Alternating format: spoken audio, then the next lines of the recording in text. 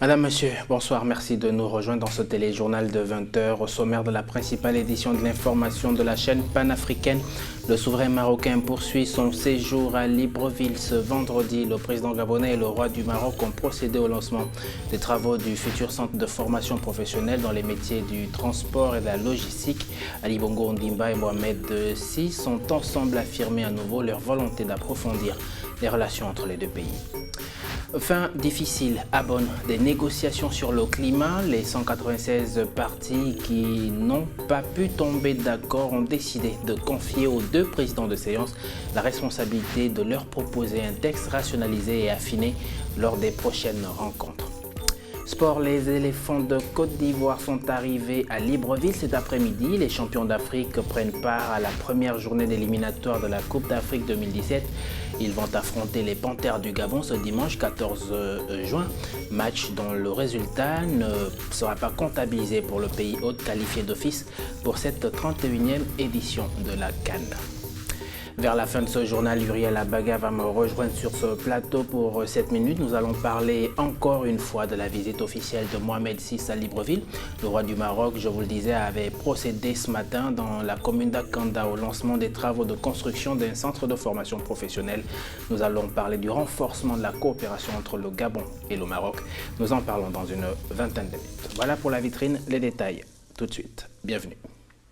D'abord l'Afrique du Sud avec la suite du 25e sommet de l'Union africaine et la rencontre ce matin des ministres des Affaires étrangères. Ouvert jeudi, les travaux portent sur les différentes crises sur le continent, les cas du Burundi, du Soudan ou encore de la Libye et très certainement aussi de la vague de xénophobie contre les étrangers dans le pays. Uriel Abaga. Les ministres africains des Affaires étrangères s'entretiennent depuis jeudi à Johannesburg en Afrique du Sud dans le cadre du 25e sommet de l'Union africaine. Le thème de ces assises est l'autonomisation des femmes, mais les membres des gouvernements des pays de l'UA vont vraisemblablement se concentrer sur des sujets plus pressants, parmi lesquels la crise politique au Burundi et la lutte contre le terrorisme. Angelina Jolie, présente au sommet en qualité d'envoyée spéciale des Nations Unies pour les réfugiés, a profité pour appeler les leaders africains à protéger davantage les femmes et les enfants régulièrement victimes des affres des groupes armée. L'actrice américaine a souligné au passage que les problèmes des Africains concernent le monde entier. Il est très clair que ce ne sont pas des problèmes africains, ce sont des problèmes mondiaux, mais peu d'endroits dans le monde en souffrent autant que les nations en Afrique. Les pays africains font face à d'énormes problèmes, des crises politiques comme au Burundi et en République démocratique du Congo qui se cristallisent autour d'un troisième mandat du président de la République. Le terrorisme avec notamment la présence de Boko Haram dans la région du lac Tchad, des Chebabs dans la Corne de l'Afrique, d'insurgés au nord du Mali et dans une partie du Maghreb. Les ministres des Affaires étrangères ont également abordé les questions de migration clandestine sur la Méditerranée, dont les principaux aventuriers sont des Africains, mais aussi les récentes violences xénophobes en Afrique du Sud qui ont indigné tout le continent. Jeudi, en ouverture de sommet, ces personnalités ont discuté à huis clos de stratégies qui permettraient à l'Afrique d'obtenir une autonomie financière. Nkosazana Dlamini Zuma, la présidente de la Commission de l'Union africaine, a profité des assises pour saluer la création il y a 2 jours d'un marché commun dans la moitié orientale du continent. La diplomate sud-africaine estime que ce traité est un premier pas vers la création d'une zone de libre-échange continentale. Ce week-end, les ministres des Affaires étrangères seront remplacés par les chefs d'État des pays membres de l'Union africaine. Les présidents devraient quant à eux prendre des mesures pour pallier à certaines des situations embarrassantes, sinon toutes. Et c'est dans ce cadre que les représentants des États membres de l'Union africaine ont promis de chercher l'indépendance financière pour l'organisation. Ils veulent que l'UA soit en mesure de fournir son propre budget pour l'année 2016. Judith Koindo. Des États membres de l'Union africaine ont promis jeudi de chercher l'indépendance financière pour l'organisation. Le président du Conseil exécutif de l'Union africaine a affirmé qu'ils veulent que l'Union africaine soit en mesure de fournir son propre budget en 2016. Il a précisé qu'à partir de 2016, les États membres de l'Union africaine financeront 100% du budget du fonctionnement, au moins 75% du budget des programmes et au moins 25% de son budget pour les opérations de maintien de la paix. Depuis sa création en 1963, l'Organisation de l'Unité africaine, prédécesseur de l'Union africaine, avait connu des contraintes financières en raison du fait que son budget de financement était financé de l'étranger. L'Afrique du Sud, la Libye, l'Égypte, le Nigeria et l'Algérie fournissent environ 65% des contributions à l'Union africaine. La décision était également une étape importante prise par l'organisation pour permettre à l'Afrique de contrôler ses programmes et ses activités, a fait savoir le président du Conseil exécutif de l'Union africaine. Il a également souligné que l'Union africaine doit vivre dans les limites de son propre budget pour éviter ce qu'il a appelé une dépendance excessive sur nos partenaires de coopération. Selon l'Union africaine, le projet de plan pour 2014-2017, qui est actuellement sous discussion, est axé sur 8 domaines clés, y compris le développement économique, les ressources humaines et le développement agricole. Direction la République fédérale du Nigeria, où une réunion entre les autorités du pays et celles des pays voisins s'est tenue ce jeudi à Abuja en vue de créer une force d'intervention conjointe multinationale pour lutter contre les djihadistes de Boko Haram, une force régionale dont le commandement est revendiqué par le Nigeria. Abdulaziz Maïga. Abuja, la capitale nigériane, a accueilli ce jeudi le sommet des chefs d'État des 5 pays membres de la coalition contre la secte islamiste Boko Haram. Lors de ce colloque réunissant les chefs d'État camerounais, tchadiens, nigérians et béninois, le numéro 1 nigérian Muhammadu Buhari, hôte de ses assises, s'est opposé à l'idée d'un commandement tournant de la force tous les 6 mois entre les 5 pays. Par ailleurs, il a affiché sa volonté de reprendre la main contre les islamistes Boko Haram, réclamant à ses pairs de la région le commandement de la future force régionale pendant toute la durée de l'effort de guerre. Ici, l'objectif visé est de conjuguer les efforts pour vaincre la secte islamiste devenue une menace pour la sous-région.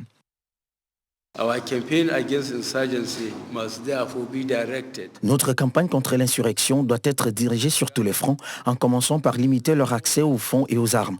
Nous devons renforcer nos patrouilles sur les frontières et améliorer notre capacité d'ensemble et partager ensuite les renseignements. En ce qui concerne cette question, je demande que toutes les actions soient prises pour renforcer l'unité de nos renseignements.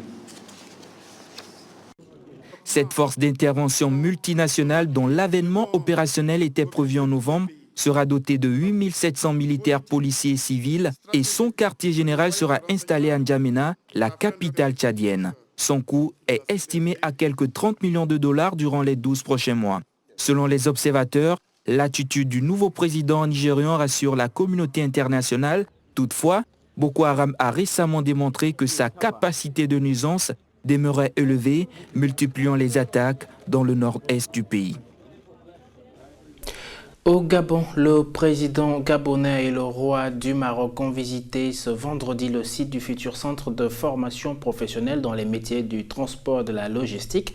Ali Bongo Ondimba et Mohamed VI ont lancé ensemble les travaux de construction de cet établissement, démontrant à nouveau leur volonté d'approfondir les relations entre les deux pays. Le compte-rendu de Riel Abaga. Dans le cadre de sa visite de travail entamée il y a une semaine au Gabon, Mohamed VI, le roi du Maroc, a procédé en compagnie d'Ali Bongo Ondimba, le chef de l'État gabonais, à la visite du site choisi pour abriter les locaux du centre de formation professionnelle dans les métiers du transport et de la logistique, situé à Ngonje dans la commune d'Akanda. Une initiative de la Fondation Mohamed VI pour le développement durable, dont la construction incombe à l'OFPPT, l'Office de la formation professionnelle et de la promotion du travail du royaume chérifien. La construction du centre de formation professionnelle, dont le budget global est de 3,4 milliards de francs CFA, s'inscrit dans le processus d'approfondissement des relations entre le Gabon et le Maroc. Des relations très étroites entre les deux pays et les relations fraternelles entre les deux chefs d'État. Et ça consolide les actions déjà entreprises auparavant. Bongo Ondimba et Mohamed VI ont profité de cette visite pour lancer les travaux qui débuteront en septembre prochain pour s'achever en octobre 2016. Le centre de formation professionnelle pourra accueillir 1000 apprenants par année qui auront le choix entre 13 filières, 8 dans le domaine du transport et 5 dans celui de la logistique. Les principaux objectifs de l'œuvre de la Fondation Mohamed VI pour le développement durable sont d'accompagner le développement socio-économique du Gabon et de renforcer l'employabilité des jeunes Gabonais. Le Royaume du Maroc s'y est déjà engagé. Je vous signale qu'à l'Office de la formation professionnelle, on a formé déjà 54 Gabonais, dont 13 formateurs qui exercent déjà au Gabon. Le lancement des travaux de ce chantier de la commune d'Akanda a eu lieu après les passages du président gabonais et du souverain marocain plus tôt dans la journée au complexe métallurgique de Mwanda dans la province du Haut-Ogooué au sud-est du pays et de l'école d'application du service de santé militaire dans la banlieue de Libreville. Ce périple a marqué la fin de la visite de travail de Mohamed VI au Gabon. Et c'est justement sur cette question qu'Uriel Abaga me rejoindra dans quelques minutes sur ce plateau. Un peu plus tôt dans le sud-est du pays, à Mwanda, dans la province du Haut-Togo, Ali Bongo a inauguré toujours ce vendredi un centre métallurgique qui est un outil de transformation à domicile du minerai de manganèse. Ce projet important confirme la contribution de la compagnie minière de Logoué à l'économie du pays. Nous en parlerons au cours de nos prochaines éditions de l'information. Nos envoyés spéciaux Dina Koussou et Hervé Obian sont en chemin sur le retour à Libreville. Environnement, à présent, les négociations sur le climat se sont achevées jeudi à Bonn, en Allemagne. Les 196 parties ont décidé de confier aux deux présidents de séance la responsabilité de leur proposer un texte rationalisé et affiné lors des prochaines rencontres.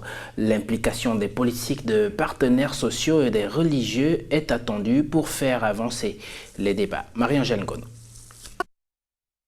Les négociations sur le climat à Bonn en Allemagne se sont achevées jeudi sur un accord à minima puisque les sujets épineux restent à l'ordre du jour.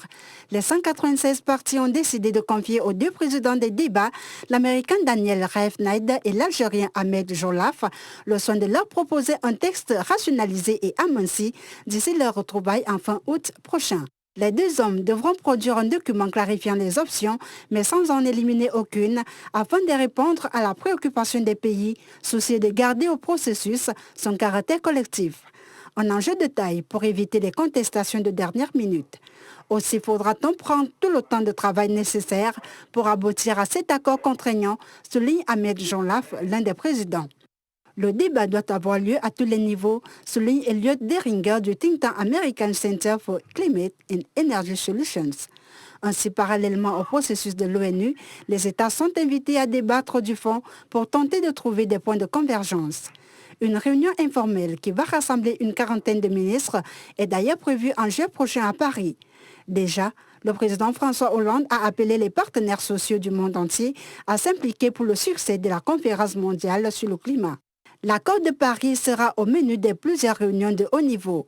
Le G20, les assemblées de la Banque mondiale et du FMI et l'Assemblée générale de l'ONU.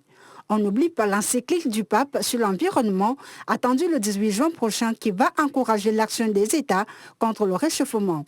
Selon Jan Kowalczyk de l'ONG Oxfam, ces réunions offrent l'occasion parfaite pour envoyer des signaux politiques de haut niveau sur l'épineuse question de promesses financières des pays riches aux pays en développement dont la concrétisation reste attendue. Et ce sujet en plus bref, presque insolite, en Turquie, un tribunal d'Istanbul a condamné mercredi un policier à planter 600 arbres en guise de travaux d'intérêt général. Le policier Fatih s'était illustré en 2013 au début de la révolte de Gezi à la place Taksim en aspergeant du gaz lacrymogène à bout portant une manifestante sans défense. Il avait ensuite continué d'asperger les journalistes sur place sans raison apparente. Fatih risquait jusqu'à 3 ans de prison, mais le tribunal l'a finalement condamné à seulement 20 mois, dont il sera dispensé pour bonne conduite pendant son procès et à une peine de travaux d'intérêt général. L'agent devra planter pas moins de 600 arbres et veiller à leur croissance pendant 6 mois, ce qui représente une belle petite forêt, bien plus importante que le nombre d'arbres qui étaient menacés par le projet immobilier de l'époque. Dans le reste de l'actualité, au lendemain d'une attaque suicide déjouée de justesse par la police au temple de Karnak à Luxor en Égypte, on pouvait observer la présence de plus de policiers que de touristes revenus sur le site. Un moment mémorable pour quelques touristes étrangers. Suivant ce reportage de Roland Diaco. Un journaliste de l'agence France Presse a rapporté qu'il y avait jeudi matin davantage de policiers que de touristes aux abords des célèbres sites de l'Égypte pharaonique à Luxor au lendemain d'une attaque suicide déjouée de justesse par la police au temple de Karnak. Sur le parking du temple, seuls quelques 7 autocars et 3 minibus stationnaient peu avant 10 h du matin alors qu'ils peuvent être des dizaines dès l'aube. Un moment mémorable pour certains touristes qui s'y sont retrouvés sur les lieux. Je n'ai pas peur, je suis là, je voulais voir. Comme je suis âgée, c'est ma dernière chance. Peut-être je ne viendrai jamais. Et je suis très très contente. et toute la groupe polonaise. On est content.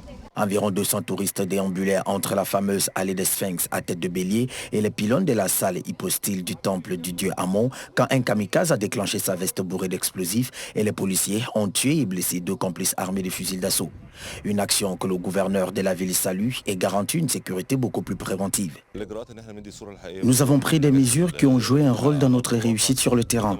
Nous avons agi rapidement et ceci est une réussite pour notre dispositif de sécurité. Nous allons renforcer ce dispositif et notamment en matière de sécurité préventive. Mercredi soir, le président Abdel Fattah al-Sisi a rencontré d'urgence son premier ministre Ibrahim Mahalab et son ministre de l'Intérieur, le général Magdi Abdel Ghaffar, pour leur signifier la nécessité d'intensifier la présence de la sécurité dans les régions vitales, y compris les sites archéologiques. Culture toujours du support des cris bouddhistes au transport de bombes pendant la dernière guerre mondiale. Le washi de la petite cité d'Ogawa répond aux besoins les plus divers des Japonais depuis 1,300 ans. Cette matière servit à fabriquer l'enveloppe de ballons de bombes, des ballons de 10 mètres de diamètre gonflés au gaz. Suivant une fois encore un reportage signé Roland Jaco. Le washi de la petite cité d'Ogawa est un papier qui résiste au temps avec insolence et trouve des usages multiples depuis des siècles. Du support d'écrits bouddhistes au transport de bombes pendant la dernière guerre mondiale. Traditionnellement façonné à la main à partir de fibres issues des mûriers à papier, le washi répond aux besoins des Japonais depuis 1300 ans. Trempé dans de l'eau claire de rivière, puis épaissi et filtré au moyen d'un tamis en bambou, plusieurs fines couches ainsi formées sont ensuite superposées pour créer un papier plus ou moins épais, doux ou un contraire un peu rêche, en tout cas souple et très résistant. Cette matière a longtemps été appréciée par les moines bouddhistes dans la banlieue de Tokyo, soucieux que leurs textes ne disparaissent pas avec le temps.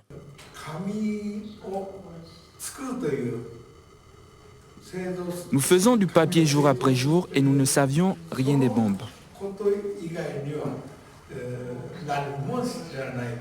L'instar de tous les secteurs manufacturiers nippons, l'industrie du papier fut alors réquisitionnée pour l'effort de guerre, ce qui a fait d'elle, mobilisation générale oblige, un outil militaire pendant la Seconde Guerre mondiale. Et le papier d'Ogawa, léger, translucide et robuste, a même servi à fabriquer l'enveloppe de ballons-bombes, des ballons de 10 mètres de diamètre gonflés au gaz, lestés d'explosifs et lâchés au-dessus de l'océan Pacifique en direction des États-Unis à la fin du conflit. Moins d'un millier de quelques 9300 montgolfières incendiaires ainsi fabriquées auraient parcouru les 9000 km séparant le Japon du continent nord-américain, la plupart s'abîmant en mer. La petite page sport à présent. Les éléphants de Côte d'Ivoire sont arrivés à Libreville cet après-midi. Les champions d'Afrique prennent part à la première journée d'éliminatoire de la Coupe d'Afrique 2017. Ils vont affronter les Panthères du Gabon ce dimanche 14 juin. Match dont le résultat ne sera pas comptabilisé pour le pays hôte, qualifié d'office pour cette 31e édition de la Coupe d'Afrique des Nations. Michel Zueyi était à l'aéroport Léon Bas de Libreville. Les éléphants de Côte d'Ivoire ont foulé le sol gabonais vendredi après-midi, attendus par une foule compacte de supporters. Une forte communauté ivoirienne est venue accueillir les champions d'Afrique qui joueront le match comptant pour la première journée des éliminatoires de la Coupe d'Afrique des Nations, Orange 2017, contre le Gabon le 14 juin prochain au stade sino-gabonais d'Angonje. Très heureux pour cet accueil chaleureux qui leur a été réservé, les joueurs se sont brièvement adonnés à un bain de foule avant de prendre place dans un bus pour rallier le stade d'Angonje afin de prendre part à une séance d'entraînement. Malgré le fait que les Ivoiriens sont privés de quelques joueurs, les éléphants vont aborder ce match de préparation dans la sérénité. Mais bon, on va jouer notre maximum pour pouvoir remporter le match, ce qui ne sera pas facile. Ça va être un match intéressant à jouer parce que l'équipe du Gabon est une très bonne équipe. Maintenant, c'est le pays organisateur, donc c'est un match de préparation pour eux. Et nous, en tant que champions d'Afrique, on vient pour défendre notre statut de champion d'Afrique. Donc ça va être un très bon match. On peut dire que la Côte d'Ivoire s'est bien préparée pour ce match-là. Je pense qu'on a à peu près les mêmes joueurs, sauf Yaya et Gervinho qui ne sont pas là, mais on a à peu près la même équipe. Donc on est prêt à affronter le Gabon et ça va être un match agréable à jouer. Merci beaucoup. Le champion d'Afrique débutera sa campagne de la défense face au pays organisateur ce dimanche. Il faut tout de même préciser que le match compte pour du beurre pour le Gabon qui participe aux éliminatoires juste à titre amical car ses résultats ne sont pas comptabilisés puisqu'il est qualifié d'office. Yoyala Baga vient de me rejoindre sur ce plateau. Nous allons ensemble évoquer encore une fois la visite officielle de Mohamed VI à Libreville. Le roi du Maroc a procédé ce matin dans la commune d'Akanda, c'est au nord de Libreville, au lancement des travaux de construction d'un centre de formation professionnelle. Nous allons parler du renforcement de la coopération entre les deux pays. Nous en parlons dans une poignée de secondes.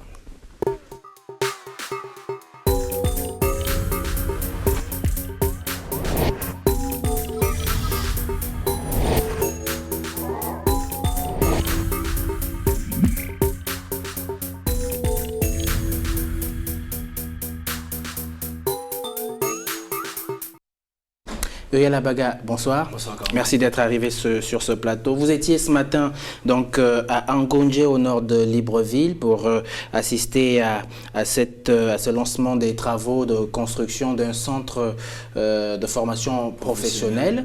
Le président Ali Bongo Ondimba était aux côtés du roi Mohamed VI du Maroc pour procéder à ce lancement. On voit bien que les deux hommes sont attachés à renforcer la coopération qui existe entre les deux pays depuis plusieurs années. Déjà, préciser peut-être que c'est un sujet que je suis depuis l'arrivée du roi du Maroc au Gabon vendredi dernier. C'est vrai que les premiers jours de sa visite de travail ont été un peu une sorte de réunion à huis clos entre les deux chefs d'État. Donc nous n'avons pas eu les retombées de ceux qui se sont dit pendant les 2 premiers jours. Mais depuis le début de la semaine, depuis lundi, le roi Mohamed VI s'est activé à faire une véritable visite de travail comme elle a été dénommée, à visiter certains sites qui sont importants, qui comptent qui comptent dans la coopération entre le Gabon et le Maroc. Comme vous l'avez dit, le roi Mohamed VI et le président Ali Bongo Ondimba s'attachent, donnent du prix au renforcement des relations entre leurs deux pays. C'est des relations, je ne veux pas dire séculaires parce que c'est pas aussi, ça ne s'est pas passé depuis longtemps. C'est des relations diplomatiques qui existent quand même depuis très longtemps, depuis feu le président Omar Bongo Ondimba et feu le roi Mohamed VI, feu le roi Hassan II. Donc c'est des relations qui existent depuis. Et ces deux hommes d'État s'attachent véritablement, manifestement nous le voyons depuis quelques années, à les renforcer. Le renforcement de cette coopération entre le Maroc et le Gabon est matérialisé, comme vous venez de le dire, par ce lancement des travaux de construction d'un centre de formation. Mais un peu plus tôt ce matin, Mohamed VI s'est rendu au kilomètre 9 de Libreville pour remettre un don de 10 tonnes de médicaments et de matériel médical à l'école d'application du service de santé militaire. Là encore, la coopération sur le plan sanitaire est importante. La coopération entre le Gabon et le Maroc touche quasiment tous les secteurs de l'économie, tous les leviers de développement du Gabon, parce que nous savons que le Maroc est impliqué dans beaucoup de domaines, tels que le domaine de l'économie. Nous savons qu'Altijari Wafa Bank a repris il y a quelques années le capital de l'Union gabonaise des banques. Le Maroc offre aux Gabonais, non pas aux Gabonais, le Maroc peut se targuer d'avoir de grandes écoles qui dispensent des formations qui sont reconnues à travers le monde, des grandes écoles dans le domaine de la santé. Ce n'est pas des écoles qui sont ouvertes pour le Gabon, mais les Gabonais ont la possibilité de voyager vers le Maroc sans visa. Donc ça leur permet d'y aller rapidement, ça leur permet d'avoir des formations adéquates en matière de santé. Et le don que Mohamed VI a fait ce matin à l'école d'application du service de santé militaire au PK9 ne fait que confirmer la volonté de ce pays-là de s'ériger en partenaire privilégié du Gabon en matière de santé. Nous pouvons également citer les domaines militaires avec l'école royale de Meknès. Là encore, l'école militaire de Meknès n'a pas été créée pour les Gabonais, mais les Gabonais ont encore cette possibilité-là de voyager sans trop de tracasseries administratives. Donc le Gabon et le Maroc, c'est deux pays, comme on le dit souvent, deux pays frères, deux pays qui entretiennent de très bonnes relations bilatérales. Alors un peu plus tôt, c'est-à-dire quelques jours après l'arrivée de Mohamed VI à Libreville, les deux chefs d'État ont procédé à la signature d'un certain nombre de protocoles d'accord. Là aussi, c'est dans le cadre du renforcement de la coopération bilatérale économique des deux pays? Je crois que le lancement des travaux du centre de formation professionnelle qui s'est déroulé à Ngodje ce matin découle de cette signature d'accord-là. Parce qu'une fois de plus, j'ai assisté à la cérémonie au cours de laquelle les autorités marocaines et gabonaises ont paraphé les accords. Plusieurs accords ont été signés. Un accord qui consiste à prendre en charge les enfants autistes, qui consiste à ouvrir un centre d'hémodialyse d'ici la fin de l'année. Un accord entre le ministre du Commerce gabonais et la ministre marocaine de l'artisanat qui concerne l'artisanat. Un accord entre le ministre gabonais du Travail, Simon Toutoumeman, et les dirigeants de l'Office marocain de l'emploi et l'Office de la formation professionnelle du Maroc, qui s'est matérialisé aujourd'hui par le lancement des travaux du centre de formation professionnelle qui sera axé sur les métiers du transport et de la logistique. Donc c'est un voyage, un périple que le roi du Maroc n'a pas effectué pour rien. Il est venu en visite de travail. Il a accompli, je vais dire en partie, parce que c'est pas totalement, les bâtiments ne sont pas encore matériels. Il a accompli en partie, une grande partie de ce pourquoi il est venu au Gabon. Oui, Laboga, merci d'être arrivé sur ce plateau. Fin de cette édition de l'information, voici le rappel des titres qui l'ont constitué. Le souverain marocain poursuit son séjour à Libreville. Ce vendredi, le président gabonais et le roi du Maroc ont procédé au lancement des travaux du futur centre de formation professionnelle dans les métiers du transport et de la logistique. Ali Bongo Ondimba et Mohamed Sy sont ensemble affirmés à nouveau leur volonté d'approfondir les relations entre les deux pays. Fin difficile à Bonn des négociations sur le climat. Les 196 partis qui n'ont pas pu tomber d'accord ont décidé de confier aux deux présidents de séance la responsabilité de leur proposer un texte rationalisé et affiné lors des prochaines rencontres. Et puis, les éléphants de Côte d'Ivoire sont arrivés à Libreville cet après-midi. Les champions d'Afrique prennent part à la première journée d'éliminatoire de la Coupe d'Afrique 2017. Ils vont affronter les Panthères du Gabon ce dimanche 14 juin. Match dont le résultat ne sera pas comptabilisé pour le pays hôte qualifié d'office pour cette 31e édition de la Coupe d'Afrique des Nations. La méditation de ce soir tirée de la culture camerounaise. Vous avez beau laver le corbeau, il restera toujours noir. Bonsoir.